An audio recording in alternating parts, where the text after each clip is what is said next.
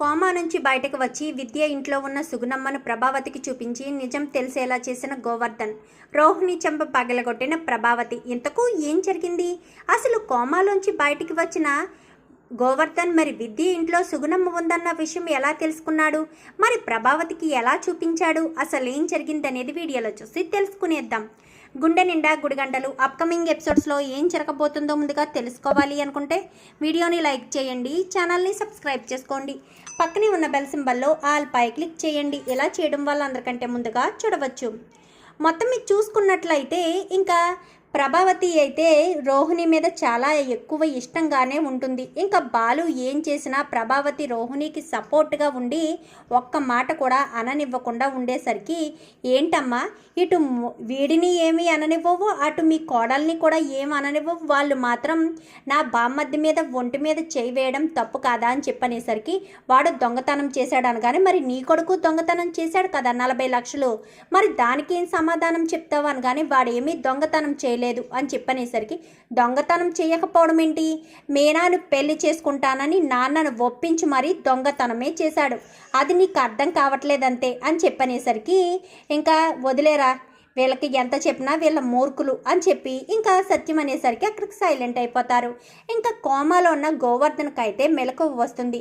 మెలకువ వచ్చి చుట్టూ చూసేసరికి, నేను ఎక్కడున్నాను అనగానే, కోమాలోంచి ఇప్పుడే బయటికి వచ్చావు అని చెప్పనేసరికి, కోమాలోకి వెళ్ళానా, ఎన్ని రోజులైంది అనగానే, సుమారు 3 నెలలు అయ్యింది అని చెప్పనేసరికి ఒక్కసారిగా షాక్ అయిపోతాడు గోవర్ధన్. అయితే ఏంటి, నేను 3 నెలల నుంచి కోమాలో ఉన్నానా అని చెప్పాను కానీ నా కోసం ఎవరూ రాలేదా అని చెప్పాను కానీ ఎవరూ రాలేదు, పోలీసులు మాత్రమే అప్పుడప్పుడు వచ్చి చూసి వెళ్తున్నారు అంటూ నర్స్ చెప్పేసరికి, పోలీసులు వస్తున్నారా అని చెప్పాను కానీ, అవును మరి నువ్వు రోడ్డు మీద కదా పడిపోయావు, పోలీస్ కేసు అయింది, అందుకనే పోలీసులు వచ్చి అప్పుడప్పుడు చూసి వెళ్తున్నారు అని చెప్పనేసరికి, సరే అయితే నన్ను ఎప్పుడు డిశ్చార్జ్ చేస్తారని కానీ, ఇప్పుడు బాగుంటాయి, నడిచి వెళ్ళిపోయి ఓపికంటే ఇప్పుడే డిశ్చార్జ్ చేసేస్తాం పోలీసులు వచ్చి మాట్లాడిన తర్వాత అని చెప్పాను కానీ, సరే అని ఇంకా గోవర్ధన్ అయితే చెకింగ్ చేస్తూ ఉండగా, గోవర్ధన్ టెస్టులు చేస్తూ ఉండగా పోలీసులు వస్తారు.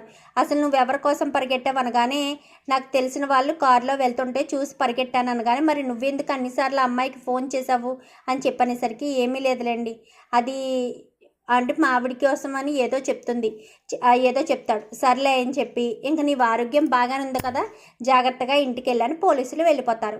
ఇంకా గోవర్ధన్ రోడ్డు మీద పడతాడు. ఇంకా అలా నడుస్తూ వెళ్తూ ఉండగా ఇంకా ప్రభావతి వాళ్ళ ఇంటికని బయలుదేరతాడు. ఇంకా ప్రభావతి వాళ్ళ ఇంటికి వెళ్ళి రోహిణి గురించి నిజాన్నంతా బయట పెట్టేయాలన్న ఉద్దేశంతో చాలా కోపంగా అయితే రోహిణి దగ్గరికి వెళ్తూ ఉండగా మధ్యదారిలో చింటూ అయితే కనిపిస్తాడు. ఈ అబ్బాయి అనుకునే లోపే పక్కన విద్య కనిపిస్తుంది. అవును కదా, కళ్యాణి కొడుకే కదా ఈ అబ్బాయి అని చెప్పి అనుకుంటూ ఉండగానే వెంటనే ఇంకా కళ్యాణి విద్య వెనకాలే తిరుగుతూ ఫాలో అవుతూ ఇంటికి వస్తాడు. అక్కడికి వచ్చేసరికి విద్య అయితే లోపలికి వచ్చి, ఆంటీ చింటూ బయటికి వెళ్ళిపోతున్నాడు అనగానే, ఒకసారి తనకి ఫోన్ చేయమ్మా రోహిణికి అని చెప్పనగానే, సరే ఆంటీ అని చెప్పి వెంటనే రోహిణికి ఫోన్ చేస్తుంది.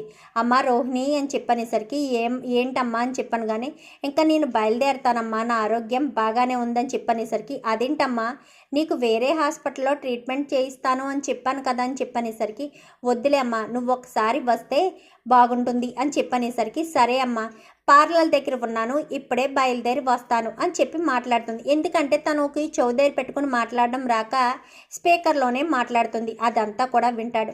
అయితే ఇక్కడికి ఇప్పుడు రోహిణి వస్తుందన్నమాట. అయితే వాళ్ళ అత్తగారిని వెళ్ళి తీసుకొస్తే ఎలాంటి ఇబ్బంది ఉండదు కదా, అప్పుడు ఆవిడే నిజం తెలుసుకుంటుంది అని చెప్పి వెంటనే గోవర్ధన్ ఓపిక తెచ్చుకుని మరీ ప్రభావతి వాళ్ళ ఇంటి దగ్గరికి వెళ్తూ ఉంటాడు. ఇంకా అలా వెళ్తూ ఉండేసరికి మధ్యదారిలో ఓపిక లేకపోయినా ఒక చోట కూర్చుని ఇంకా అలాగే తలకు కట్టుతోటే నడుచుకుంటూ వెళ్తాడు. ఇంటికి వెళ్ళేసరికి ప్రభావతి గేట్ పట్టుకుని ఉండేసరికి, అమ్మ కొన్ని మంచినీళ్ళు ఇస్తారా అనగానే, ఎవరు నువ్వు అని చెప్పనేసరికి, నేను ఎవరో తర్వాత చెప్తానమ్మా, కొన్ని మంచినీళ్ళు ఇవ్వండి అనగానే కొన్ని మంచినీళ్ళు అయితే ఇస్తుంది ప్రభావతి. ఇంకా అలా మంచినీళ్ళు ఇచ్చిన తర్వాత, అమ్మ మీరు నాతో ఒక చోటికి రాగలరా అనగానే, ఎవరు నువ్వు అసలు నన్ను రమ్మని చెప్తున్నావేంటి, అయినా నీకు నాకు ఏం సంబంధం ఉందని రమ్మంటున్నావు అని చెప్పనేసరికి, అది కాదమ్మా, ఒక్కసారి మీరు నాతో వస్తే మీరు తెలుసుకోలేని చూడలేని నిజాన్ని మీకు చెప్తాను అని చెప్పనేసరికి, ఏంటేంటి నేను తెలుసుకోలేని చూడలేని నిజమా, ఏంటది అని చెప్పనేసరికి, రెండమ్మా మీకే తెలుస్తుంది కదా అని చెప్పనగానే, సరే పదాని ఇంక ఇంట్లో ఎవరూ లేకపోవడంతో ఇంకా తాళం వేసుకుని మరీ ప్రభావతి బయలుదేరుతుంది. ఇక్కడ రోహిణి కూడా పార్లర్ పనులు పూర్తి చేసుకుని వేరే వాళ్ళకి అప్పగించి, నేను ఒకసారి విద్య వాళ్ళ ఇంటికి వెళ్ళొస్తాను అంటూ ఇంకా అక్కడికి వెళ్తుంది. అక్కడికి వెళ్ళేసరికే, ఏంటమ్మా అప్పుడే వెళ్ళిపోవడం ఏంటి అని చెప్పి మాట్లాడుతూ ఉండగానే వెంటనే ఇంకా మా గోవర్ధన్ అయితే ప్రభావతిని తీసుకొస్తాడు. తీసుకురావడంతో ఇక్కడే ఉండండి, సైలెంట్గా ఉండండి, మాట్లాడకండి కానీ, ఎవరి ఇల్లు ఇది విద్య వాళ్ళ ఇల్లులా ఉందే అని చెప్పి అనుకుంటూనే సైలెంట్గా లోపలికి వస్తుంది.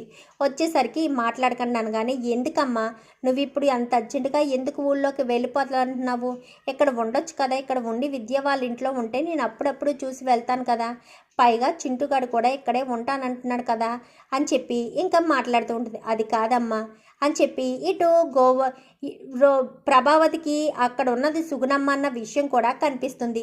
ఈవిడి అని ఆ రోజు జరిగిన దాని గురించి జ్ఞాపకం చేసుకుంటుంది. ఆ రోజు ఎంగేజ్మెంట్కి వచ్చారు కదా అని చెప్పి జ్ఞాపకం చేసుకుంటుంది. ఆ బాబును కూడా గుర్తుపడుతుంది.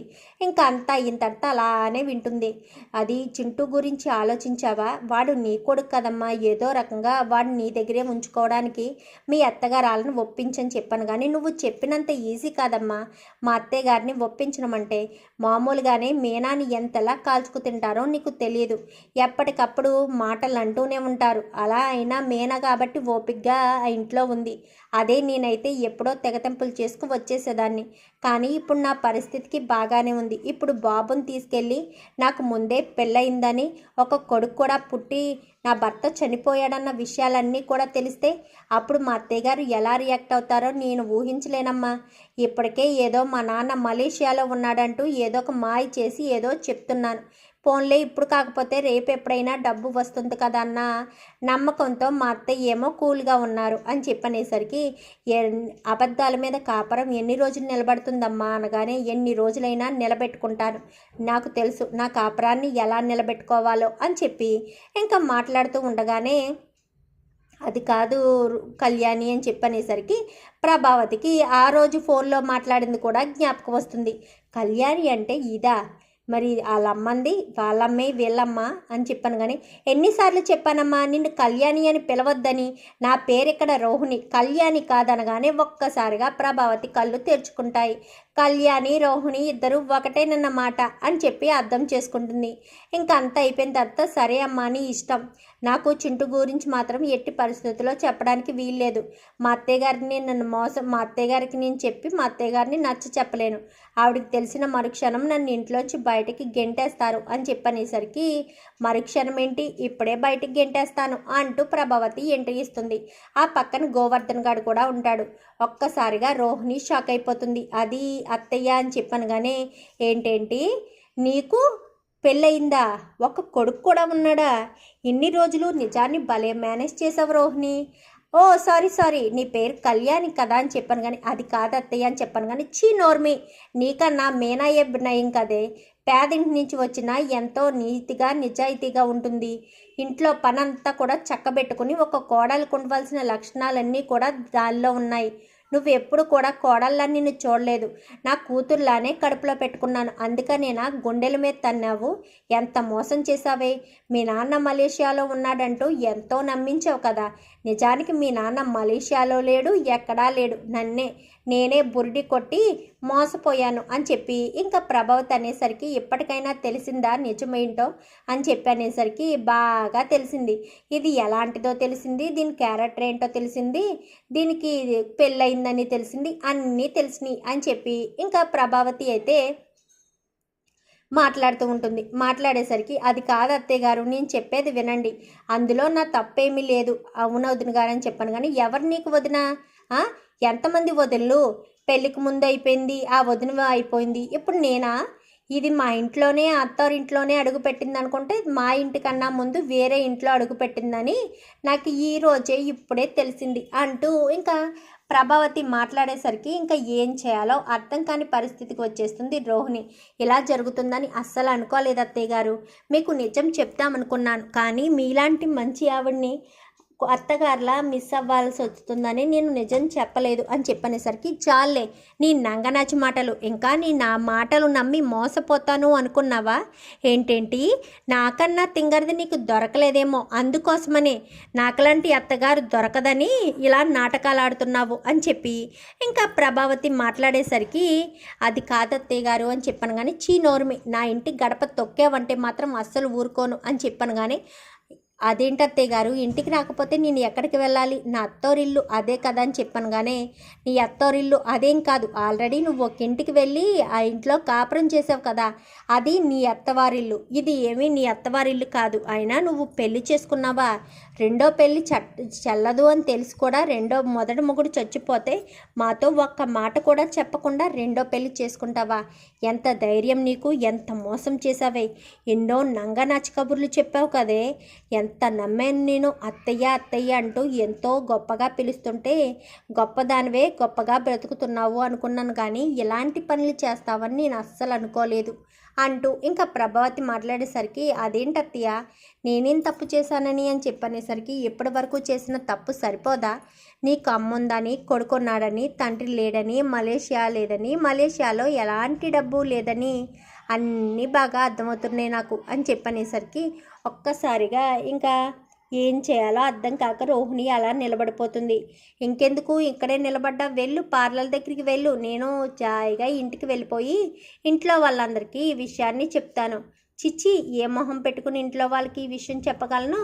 ఈ విషయం కనుక తెలిస్తే ఆ బాలుగాడు ఊరికే వదులుతాడా అని చెప్పి ఇంకా ప్రభావతి అన్న మాటలనైతే మనసులో పెట్టుకుంటుంది రోహిణి అయితే. చూద్దాం మరి రాబోయే ఎపిసోడ్స్లో రోహిణి ఇంటికి రాకుండా ఉంటుందా? బాలుగాడికి తెలిస్తే బాలుగాడు ఏడిపిస్తాడు అన్న ప్రభావతి భయానికే ఇంకా రోహిణి భయాన్నే తన ఆయుధంగా వాడుకుని ఎలాగా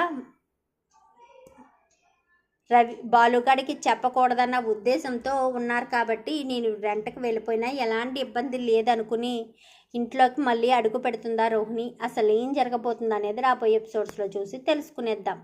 మా వీడియో కనుక మీకు నచ్చినట్లయితే వెంటనే లైక్ చేసి మా ఛానల్ని సబ్స్క్రైబ్ చేసుకుని పక్కనే ఉన్న బెల్ సింబల్లో ఆల్ పై క్లిక్ చేయండి. ఇలా చేయడం వల్ల అందరికంటే ముందుగా చూడవచ్చు.